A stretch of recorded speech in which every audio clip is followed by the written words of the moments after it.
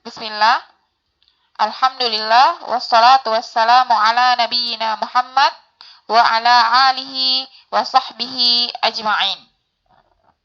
Assalamualaikum warahmatullahi wabarakatuh. Sabahul khair. Kaifa halukum salih dan salihat? La'allakum bi khair. Naam. Insyaallah hari ini kita kembali belajar Al-Islam As-Sahih di halaman 36 dengan judul materi pembatal syahadatain. Simak baik-baik ya. 2 pekan yang lalu kita sudah belajar syahadatain. Apa itu syahadatain? Anak solih dan solihah, yaitu asyhadu an la ilaha illallah wa asyhadu anna muhammadan rasulullah. Naam. Jadi syahadatain atau 2 kalimat syahadat ini ternyata bisa sia-sia apabila seseorang melakukan hal yang membatalkannya. Orang yang batal syahadatnya maksudnya adalah keluar dari agama Islam atau telah kafir. Seperti orang yang batal wudunya, maka tidak sah salatnya. Seperti itu ya. Ternyata syahadatain juga bisa batal, seperti batalnya wudu. Naam, kita akan bahas lebih lanjut tentang pembatal syahadatain. Ada 10 poin ya. Insyaallah kita akan bahas satu-satu. Yang pertama, syirik dalam ibadah kepada Allah. Jadi pembatal keislaman yang pertama adalah syirik atau menyekutukan Allah, yaitu menjadikan sekutu atau perantara antara dirinya dengan Allah. Misalnya berdoa, memohon syafaat, bertawakal, beristighosah, bernazar, menyembelih yang ditujukan kepada selain Allah. Seperti menyembelih untuk jin atau untuk penghuni kubur dengan keyakinan bahwa para sesembahan selain Allah itu dapat menolak bahaya atau dapat mendatangkan manfaat. Nah, ini tidak boleh ya, solih dan solihah. Jadi kita sering melihat orang tetap sholat, puasa, zakat. Pokoknya dia mengerjakan rukun-rukun Islam, tapi dia di samping itu juga menyekutukan Allah dengan hal-hal seperti yang tadi Ibu sebutkan. Allah Subhanahu wa taala berfirman, A'udzu billahi minasyaitonir rajim. Innahu may yusyrik billahi faqad harramallahu 'alaihil jannah wa ma'wahun nar wa ma lizzalimin min ansar. Sesungguhnya orang yang mempersekutukan sesuatu dengan Allah, maka pasti Allah mengharamkan kepadanya surga dan tempatnya adalah neraka. Tidaklah ada bagi orang-orang zalim itu seorang penolong pun. Al-Maidah ayat 72. Selanjutnya pembatal kedua, yaitu menjadikan seseorang atau suatu benda sebagai perantara dalam berdoa dan meminta syafaat atau pertolongan, yaitu dengan berdoa, memohon syafaat, serta bertawakal kepada mereka. Perbuatan tersebut termasuk amalan kekufuran menurut ijma atau kesepakatan para ulama. Jadi kita tidak boleh ya membuat perantara antara kita dengan Allah. Misalnya kita meminta ke kuburan, kita ke kuburan meminta sama orang yang sudah meninggal di dalam kubur itu mendoakan kita, fulan yang ada dalam kuburan doakan saya ya, semoga misalnya saya lulus ujian. Nah, itu tidak boleh ya, solih dan solihah, karena itu artinya kita menjadikan perantara orang meninggal tersebut untuk disampaikan doa kita kepada Allah. Nah, itu hal yang dilarang. Jadi kita meminta langsung kepada Allah. Jangan meminta pertolongan kepada orang meninggal, karena dia tidak bisa, dia sudah meninggal, sudah di dalam kubur. Allah Subhanahu wa Ta'ala berfirman, katakanlah, panggillah mereka yang kamu anggap sekutu selain Allah, maka tidaklah mereka memiliki kekuasaan untuk menghilangkan bahaya darimu, dan tidak pula dapat memindahkannya. Yang mereka seru itu mencari sendiri jalan yang lebih dekat menuju Rabb-Nya, dan mereka mengharapkan rahmat serta takut akan azabnya. Sesungguhnya azab Rabb-Mu adalah sesuatu yang harus ditakuti. Al-Isra ayat 56 sampai 57. Nah, selanjutnya nomor 3, ragu akan kekafiran orang musyrik dan orang kafir, yaitu orang tidak mengkafirkan orang-orang kafir, baik dari Yahudi, Nasrani, maupun Majusi. Orang-orang musyrik atau orang-orang yang mulhid atau ateis, atau selain dari itu dari berbagai macam kekufuran, atau ia meragukan kekufuran mereka, atau ia membenarkan pendapat mereka, maka ia telah kafir. Nah, hal ini dikarenakan Allah Ta'ala telah mengkafirkan mereka, namun ia menyelisihi Allah dan Rasul-Nya. Ia tidak mau mengkafirkan mereka atau meragukan kekufuran mereka, atau ia membenarkan pendapat mereka, sedangkan kekufuran mereka itu telah menentang Allah Subhanahu wa Ta'ala. Dalam Al-Quran, Allah Subhanahu wa Ta'ala berfirman, A'udzu billahi minasyaitonir rajim. Innal ladzina kafaru min ahlil kitabi wal musyrikina fi nari jahannam khalidina fiha. Ulaika hum syarrul bariyah. Sesungguhnya orang-orang kafir, yakni ahli kitab dan orang-orang musyrik, akan masuk neraka jahanam. Mereka kekal di dalamnya. Mereka itu adalah seburuk-buruk makhluk. Al-Bayyinah ayat 6. Selanjutnya nomor 4, pembatal keislaman, yaitu beranggapan bahwa semua agama baik dan benar.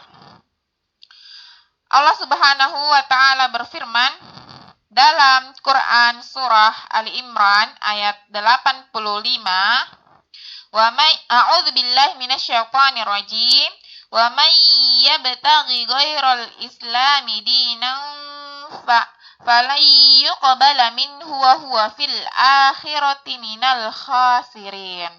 Barang siapa mencari agama selain agama Islam, maka sekali-kali tidaklah akan diterima agama itu darinya, dan di akhirat ia termasuk orang-orang yang rugi. Nah, selanjutnya kita akan bahas poin kelima, pembatal keislaman.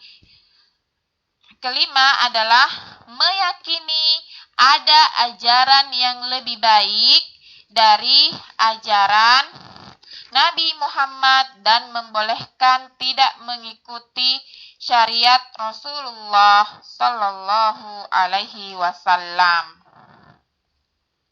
Nah, jadi tidak ada agama yang lebih baik dari agama Islam, sebagaimana firman Allah Subhanahu wa Ta'ala dalam Quran surah Muhammad, A'udzu billahi minasyaitonir rajim,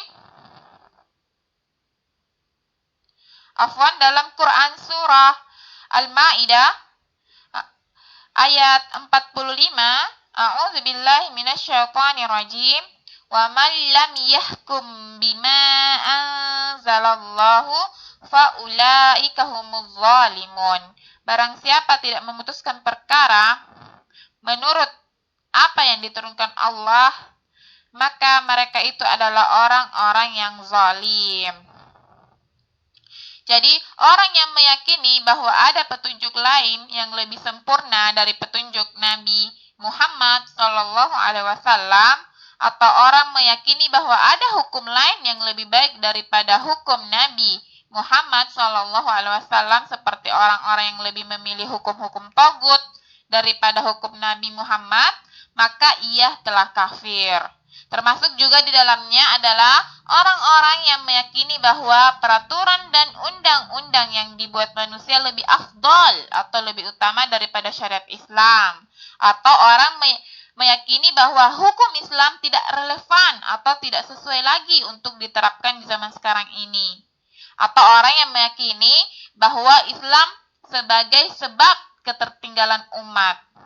Termasuk juga orang-orang yang berpendapat bahwa pelaksanaan hukum potong tangan bagi pencuri atau hukum rajam bagi orang yang sudah menikah lalu berzina sudah tidak sesuai lagi di zaman sekarang. Juga orang-orang yang menghalalkan hal-hal yang telah diharamkan oleh Allah Subhanahu wa Ta'ala dan Rasul-Nya. Nah, jadi itu ya, soleh dan solihah meyakini ada ajaran yang lebih baik daripada ajaran Nabi Muhammad. Selanjutnya, nomor 6 adalah membenci salah satu syariat Rasulullah meskipun tetap mengamalkannya, yaitu orang yang marah atau murka atau benci terhadap apa-apa yang dibawa oleh Rasulullah Shallallahu Alaihi Wasallam, walaupun ia melakukannya, maka ia telah kafir. Allah Subhanahu wa Ta'ala berfirman dalam Quran surah Muhammad ayat 8 sampai 9, A'udzubillahi minasyaitonirrajim, walladzina kafaru fata'sal lahum wa adalla a'malahum dzalika biannahum karihu ma anzalallahu fa ahbata a'malahum. Dan orang-orang yang kafir, maka kecelakaanlah bagi mereka, dan Allah menghapus amal-amal mereka. Yang demikian itu adalah karena sesungguhnya mereka benci kepada apa yang diturunkan Allah. Lalu Allah menghapuskan pahala-pahala amal mereka. Selanjutnya, ketujuh, mengolok-olok salah satu ajaran Islam atau menghina salah satu syiar dari syiar-syiar Islam, seperti sholat, zakat, puasa, haji, tawaf di Ka'bah, wukuf di Arafah, atau menghina masjid, menghina azan, menghina orang yang memelihara jenggot, atau sunnah-sunnah Nabi Shallallahu Alaihi Wasallam. Maka orang yang menghina syiar-syiar Islam ini, maka ia telah kafir atau keislamannya batal. Allah berfirman dalam Quran surah Al-An'am ayat 68, dan apabila kamu melihat orang-orang memperolok-olokkan ayat-ayat kami, maka tinggalkanlah mereka sehingga mereka membicarakan pembicaraan yang lain. Dan jika syaitan menjadikan kamu lupa akan larangan ini, janganlah kamu duduk bersama orang-orang yang zalim itu sesudah teringat akan larangan itu. Selanjutnya, melakukan praktik sihir dan guna-guna. Nah, ini juga termasuk pembatal keislaman ya. Termasuk di dalamnya itu adalah as-sarfu dan al-atfu, yaitu merubah keadaan seorang dari apa yang dicintainya, seperti memalingkan kecintaan seorang suami terhadap istrinya menjadi kebencian terhadapnya. Nah, biasanya ini adalah sihir ya atau guna-guna. Dari Ibnu Mas'ud radhiyallahu anhu, ia berkata, Rasulullah Shallallahu alaihi wasallam bersabda, "Innar ruqa wat-tamaim wat-tiwala syirkun." Artinya, sesungguhnya jampi, jimat, dan tiwalah atau pelet adalah perbuatan syirik. Jadi harus dihindari. Selanjutnya, pembatal keislaman yang ke-9 adalah lebih mencintai dan menolong orang kafir daripada sesama muslim.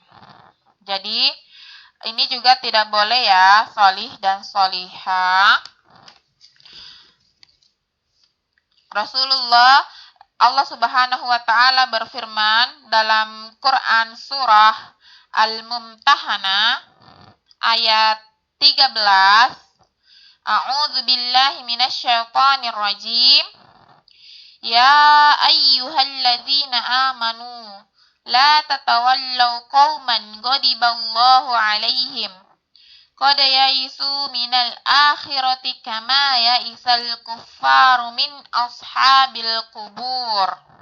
Artinya, hai orang-orang yang beriman, janganlah kamu jadikan penolongmu kaum yang dimurkai Allah.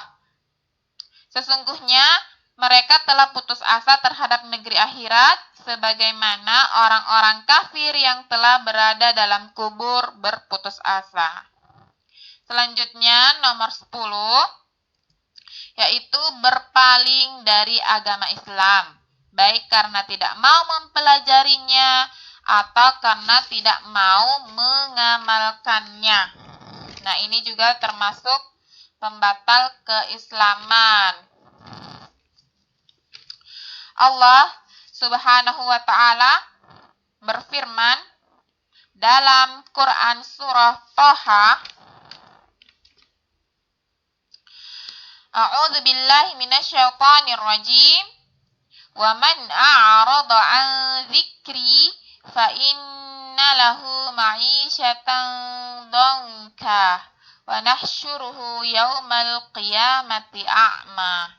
Dan barang siapa yang berpaling dari peringatanku, maka sesungguhnya baginya penghidupan yang sempit, dan kami akan menghimpunkannya pada hari kiamat dalam keadaan buta. Quran Surah Thaha ayat 124. Naam, solih dan solihah. Jadi, yang mulia Al-Allama Asy-Syaikh Abdul Aziz bin Abdillah Al-Ushi hafizahullah, ketika memulai syarah Nawaqidil Islam, beliau berkata, setiap muslim harus mengetahui bahwa membicarakan pembatal-pembatal keislaman dan hal-hal yang menyebabkan kufur dan kesesatan termasuk dari perkara-perkara yang besar dan penting yang harus dijalani sesuai dengan Al-Quran dan As-Sunnah. Kita tidak boleh berbicara tentang kafir dengan mengikuti hawa nafsu dan syahwat, karena bahayanya sangat besar. Sesungguhnya, seorang muslim tidak boleh dikafirkan dan dihukumi sebagai kafir, kecuali sesudah ditegakkan dalil syar'i dari Al-Quran dan Sunnah Rasulullah Sallallahu Alaihi Wasallam. Sebab, jika tidak demikian, orang akan mudah mengkafirkan manusia, fulan dan fulan, dan menghukuminya dengan kafir atau fasik dengan mengikuti hawa nafsu dan apa yang diinginkan oleh hatinya. Sesungguhnya yang demikian termasuk perkara yang diharamkan. Allah berfirman, Fadlan minallahi wa ni'mah wallahu alimun hakim. Sebagai karunia dan nikmat dari Allah, dan Allah maha mengetahui lagi maha bijaksana. Al-Hujurat ayat 8. Naam, Thayyib, Solih, dan Solihah. Alhamdulillah pembelajaran kita hari ini sudah selesai. Jika ada hal-hal yang tidak jelas, silahkan tanyakan kepada guru diniyah di kelasnya masing-masing. Kita tutup majelis kita hari ini dengan membaca doa kafaratul majelis. Subhanakallahumma wa bihamdik asyhadu an la ilaha illa anta astaghfiruka wa atubu ilaik. Wassalamualaikum warahmatullahi wabarakatuh.